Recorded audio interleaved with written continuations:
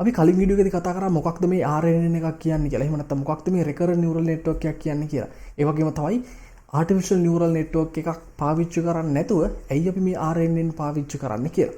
ඉතින් මම හිතනවා ඔයාලට දැන් ඒ ගැන හොඳ අයිඩියා එකක් ඇති කියලා. මම මේ වීඩියෝ එක හරහා කතා කරන්න බලාපොරොත්තු වෙන්නේ මේ RNN වල විවිධ ආකාර ගැන. ඉතින් මම මේකෙදි විවිධ උදාහරණත් එක්ක තමයි කතා කරන්න බලාපොරොත්තු වෙන්නේ මේ ආකාර ගැන. ඉතින් ඔයාලට මේ විතර බලා ගන්න පුළුවන් RNN වල විවිධ ආකාර. මේක ප්‍රධාන වශයෙන් ආකාර හතරකට අපිට බෙදන්න පුළුවන්. මේ RNN architectures ආකාර හතරකට බෙදන්න පුළුවන්. එකක් තමයි one to one අවස්ථාව, ඊළඟට one to many, ඊළඟට many to one, ඒ වගේම many to many. මෙන්න මේ විදිහට ආකාර හතරකට බෙදන්න පුළුවන්. ඉතින් අතරම මේ one to one, ඊට පස්සේ one to many, many to one, මෙන්න මේ විදිහට අපි හඳුන්වන්නේ ඒකේ input සහ output ප්‍රමාණය. ඉන්පුට් එකක් සහ අවුට්පුට් එකක් තියෙන අවස්ථාවක් විදිහට අපිට ආකිටෙක්චර් එක හදා ගන්න පුළුවන්. ඊට පස්සේ ඉන්පුට් එකක් සහ මල්ටිපල් අවුට්පුට්ස් තියෙන විදිහට, මල්ටිපල් ඉන්පුට් සහ එක අවුට්පුට් එකක් තියෙන විදිහට, ඒ වගේම තමයි මල්ටිපල් ඉන්පුට් සහ මල්ටිපල් අවුට්පුට්ස් විදිහට අපිට මේ RNN ඇප්ලිකේෂන්ස් බෙදලා වෙන් කරන්න පුළුවන්. මේ RNN ආකිටෙක්චර්ස් නිර්මාණය කරන්න හැකියාව තියෙනවා. හරි. අපි එහෙනම් මේ එකින් එක ගැන කතා කරමු. එතකොට මුලින්ම අපි කතා කරමු one to one අවස්ථාවක් ගැන. අපි මේකට සරල උදාහරණයක් විතර ගමු image classifier එකක්. අපි උදාහරණයක් විතර බල්ලෝ සහ පූසෝ වෙන් කරලා හඳුනා ගන්න පුළුවන් සිස්ටම් එකක් හැදුවොත් අපි දන්නවා input විදිහට දෙන්නේ image එකක්. output විදිහට දෙන්නේ ඒකට දාලා label එක. ඒතකොට එක input එකයි තියෙන්නේ, එක output එකයි තියෙන්නේ. අන්න ඒක තමයි මෙතනදී මේ one to one කියලා අපි හඳුන්වලා තියෙන්නේ. ඉතින් මෙන්න මේ විදිහට අපිට උදාහරණ බලා ගන්න පුළුවන්. ඒතකොට බල්ලෙක්ගේ ෆොටෝ එකක් input විදිහට දුන්නොත් ඒකට දාලා label එකක් දෙනවා. එතකොට මේ තියෙන්නේ RNN වල one to one අවස්ථාවක්. ඉතින් අපිට මෙන්න මේ වගේ සරල ආකිටෙක්චර් මෙතනදී පාවිච්චි කරන්න පුළුවන්. එතකොට ඉන්පුට් විදිහට අපිට ඉමේජ් එකක් දෙන්න පුළුවන්. අවුට්පුට් විදිහට අපිට මොකක් හරි ඒකට අදාළ ලේබල් එක රිටර්න් වෙනවා. හරි. එතකොට මේ one to one අවස්ථාව. ඊළඟට අපි ඊළඟ කොටසට යමු. ඒ තමයි one to many අවස්ථාව. ඉතින් ඒකටත් උදාහරණ කීපයක්ම අපිට ගන්න පුළුවන්. ඒකට හොඳ උදාහරණයක් තමයි මේ image captioning කියලා කියන්නේ. එතකොට one to many කියලා කිව්වහම අපි දන්නවා input විදිහට දෙන්නේ එක value එකයි. හැබැයි output විදිහට multiple values එනවා. ඉතින් අපි මුලින්ම image captioning ගැන පොඩ්ඩක් කතා කරොත් image captioning වලදී අපි සරලවම කරන්නේ image එකක් input විදිහට දුන්නාට පස්සේ ඒකේ content එක ඒ image එකේ මොනවද කියවෙන්නේ කියලා text එකක් විදිහට අපිට return වෙනවා. එතකොට ඔයාලට තේරෙනවා ඇති input විදිහට දෙන්නේ එක input එකයි. හැබැයි output විදිහට multiple outputs තියෙනවා. මුලින්ම කියන එක රිටර්න් වෙනවා, ඊට පස්සේ cat කියන එක sitting on the road. මෙන්න මේ විදිහට මේ word එකින් එක රිටර්න් වෙනවා, එකින් එක predict වෙනවා. ඉතින් මෙන්න මේ අවස්ථාව අපිට ගන්න පුළුවන් one to many අවස්ථාවක් කියලා. එතකොට මේ වගේ එකට අපි මොන වගේ ආකිටෙක්චර්ද පාවිච්චි කරන්නේ? මොන වගේ RNN ආකිටෙක්චර්ද පාවිච්චි කරන්නේ? අපිට මෙන්න මේ වගේ ආකිටෙක්චර් පාවිච්චි කරන්න පුළුවන්. එතකොට ඔයාලට පේනවා input විදිහට එක value එකක් දෙන්නේ. හැබැයි output විදිහට values කීපයක්ම return වෙනවා, predict වෙනවා. ඉතින් ඔයාලා මෙතනදී වැරදියට හිතන්න එපා මේක සම්පූර්ණ එකක් කියලා. ඇත්තටම මෙතනදී අපි අර කලින් කතා කරා වගේ, කලින් වීඩියෝ එකේදී කතා කරා වගේ time stamp concept එකක් මෙතනදී යන්නේ. එතකොට මේ පළවෙනි time stamp එක ඒකෙදී අපි input විදිහට values දෙනවා.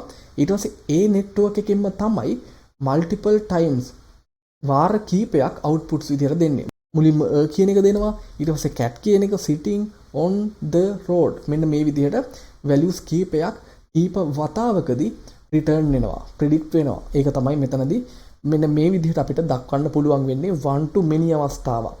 ඉතින් ඒකට හොඳ උදාහරණයක් තමයි මේ image captioning කියලා කියන්නේ. හරි. ඉතින් මම හිතනවා ඔයාලට one to one ඊට පස්සේ one to many කියන අවස්ථා දෙක ගැන දැන් idea එකක් ඇති කියලා. හරි. අපි එහෙනම් යමු ඊළඟ ක්‍රමයට, ඊළඟ ආකිටෙක්චර් එකට. ඒ තමයි many to one අවස්ථාව. ඉතින් මේකට උදාහරණ විදිහට අපිට ගන්න පුළුවන් sentiment analysis, ඊට පස්සේ document classifiers. මෙන්න මේ වගේ සරල උදාහරණ ගන්න පුළුවන්. එතකොට මම මේකෙදි කතා කරන්නේ sentiment analysis ගැන. සරලවම sentiment analysis වලදී මොකද වෙන්නේ?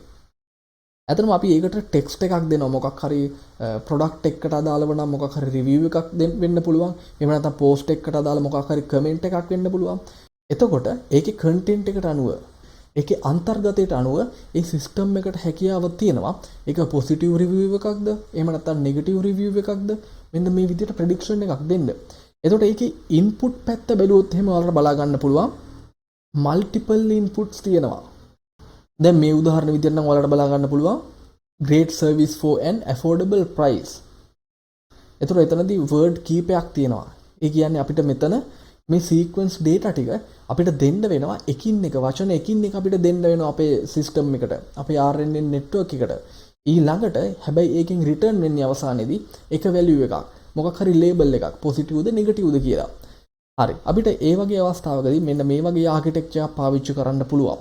ඒතර මුලින්ම අපි දෙනවා grade කියන එක, ඊට පස්සේ දෙනවා service කියන එක, ඊට පස්සේ for කියන එක. මෙන්න මේ විදිහට time stamp කීපයක් හරහා අර සම්පූර්ණ sentence එක දුන්නට පස්සේ අවසානයේදී යාට හැකියාව තියෙනවා ඒ ඔක්කොම අධ්‍යයනය කරලා ඒ ඔක්කොගෙම පස්සේ output එකක් විදිහට label එකක් දෙන්න.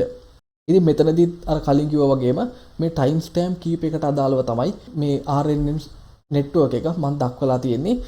එහෙම නැතුව මේක අර සම්පූර්ණ එකක් නෙමෙයි.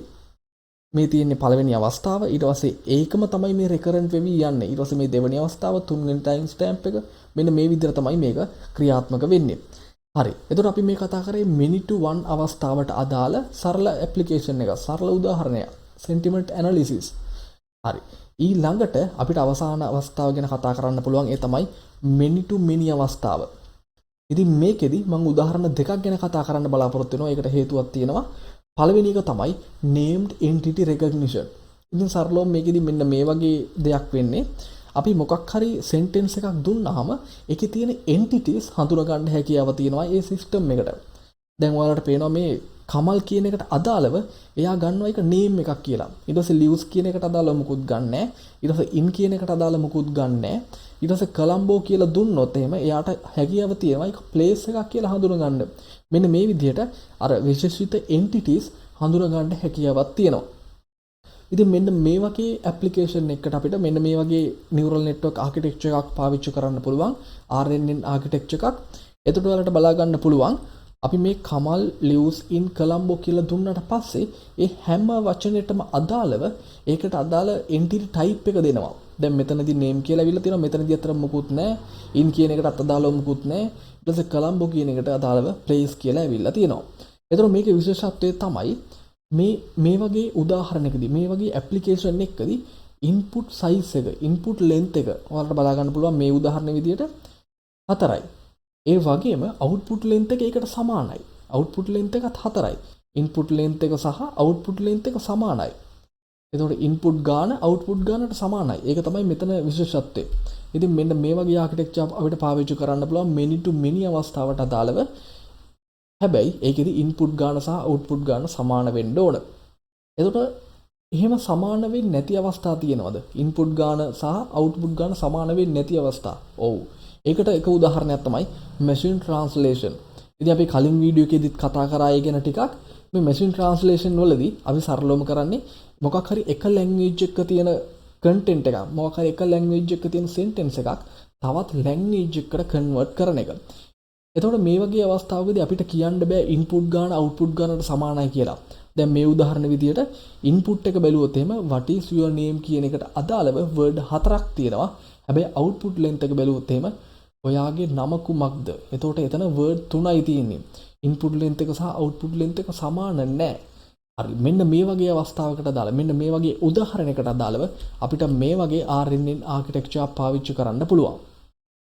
එතකොට මේකෙදි ඔයාලට බලා ගන්න පුළුවන් input විදිහට අපි දෙනවා what is your name කියන එක.